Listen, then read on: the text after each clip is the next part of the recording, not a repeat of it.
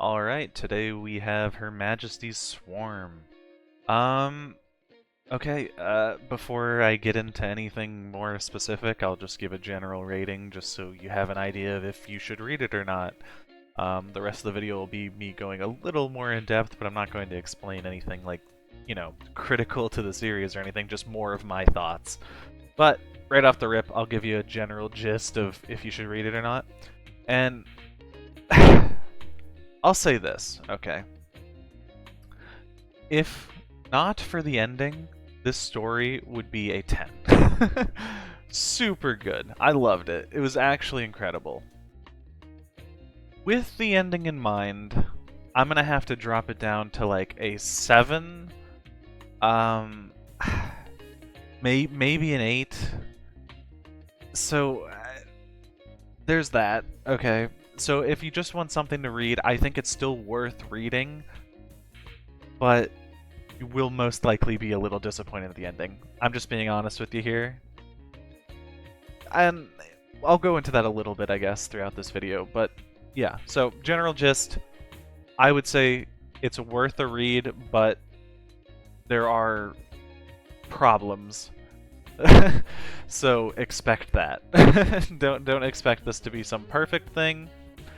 I think up until probably, I mean, right until the end, it's incredible, but it does get a little rough near the end, and I just want to be honest with you here. So, okay, getting into the nitty-gritty, if you will. So, what is the story about? Well, it is an isekai. I'm going to tell you that right off the bat. It is an isekai. This is the main character. The general... I guess if I was trying to make like a general statement as to what the story is, it's basically like if you were isekai'd as like the head of like, I don't know, like a like a Tyranid army or like a Zergling, situation. So like, it's like a StarCraft, or Warhammer situation where there's just a swarm of, insects, monsters, whatever, right? This is kind of like the gist of it, right? Like you're seeing like all these spiders and, I guess you'd call them arachnids and whatnot, right? All going about. That's the gist basically. The main character is reincarnated as like the head of this army and has to basically, well, doesn't have to, but they choose to conquer everything around them basically. I'll say this, like there are some like interesting aspects. I don't think they're all necessarily heavily touched on, but the ideas that you could see throughout the series would be like, I don't know, her contemplating like is she slowly losing her individualism and her own cognizance and just all that because she's connected to this hive mind, this collective of all these creatures. Like, is she still her? Which is an interesting concept. I like to cover that. It's super cool. Some other stuff we see is like, her dealing with, basically being a villain as a normal college student going to this world. Now she's kind of, the head of this domineering, basically demon army force that's going across the world. I'll say this, none of the characters in the series are what I would call good people. Of course, she does some terrible things, but even the people that she's fighting are not great. So it's one of those series where like you don't necessarily feel bad about all this happening. Like some series leave a bad taste in your mouth because it's like, yeah, like it's cool to see these fights and everything, but do they deserve to be in these situations? Like the people that, are getting harmed? Like, no, but in this case, I feel like it doesn't feel as bad because most of the characters are shown to be pretty bad before anything happens to them. So I'll give it some credit there. I think that's nice. It's kind of like a, you don't feel guilty reading it or anything. Yeah, I mean, but the basic gist, yeah, she just, she's conquering different places with her army. See her, questioning her individuality, her, morals. see like, religious zealots that are throughout the world, how she gets across her different plans. It's all super interesting. I enjoyed it, a lot. I would say another aspect would be the art style. Really good art. Extremely good art. Like I'm not I love it. Visually speaking, so good. I guess if I had to akin it to anything, I mean, I didn't, I'm not looking into the, artist for this or anything, but I would kind of liken it to like Drifters, I guess, would be the idea. Like the teeth and kind of remind me of Drifters with all like the really pronounced canines, and I would say the eyes also remind me of that, where they're very detailed. It's a super. I love the art style. It's so good. Now, just getting into like the gist of just the characters, I guess. So we already discussed she's the main character. She has her little horde. Most of them are not really anything, individual or anything like that, but there is this character who's basically like her, I guess in a video game sense, it would be like the hero unit for that particular army. So she's one of her little swarmlings, I guess. And she has her own little personality, but the basic gist is like, basically if you've seen like an Overlord style anime, this is it. It's like, oh, they're extremely loyal to the main character, right? To a fault. Yeah, that's the basic gist of her character, but it's it's kind of like a it's like basically a insect dog. That's what it's akin to, I would say. Yeah, so yeah, those are the two major players, I guess, throughout the series. There are kingdoms that are introduced. There's different little villages that she talks to, and particular people here and there. But for the most part, it's her and her subordinate, and then the thousands of little swarmlings or whatever.